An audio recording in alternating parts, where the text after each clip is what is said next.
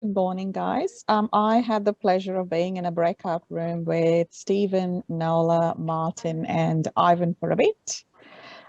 Stephen's main message was two things. He works in family law, and they've made, or there's a lot of realization about how things and policies need to be changed. But he had basically two things to say. Be strong about your identity and don't judge too quickly. Those were the two things he actually had as his key messages. Nola obviously spoke about Aboriginal people and the LGBTQI community within Aboriginality.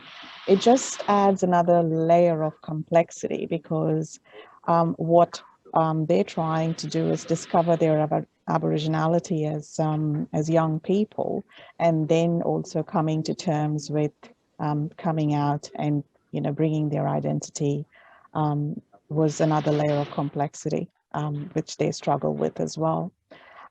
Martin spoke about creating allies, but basically about insisting on inclusion right from the top layers of organizations to the coalface. And that's when you actually make the change.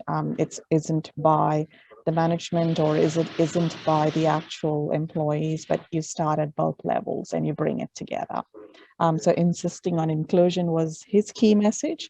And I spoke about basically challenges with, legal policies and procedures and identity and paperwork that we actually find very challenging to get people from the community to actually deliver training in specific scenarios.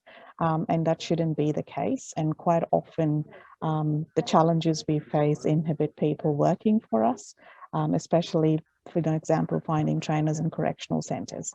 So I hope that things change and there is a bit more acceptance of if your license doesn't match your passport and if it doesn't match this, it shouldn't actually be a problem because we're looking at talent and we're looking at competencies, and that ideally should be the forefront for any recruiter.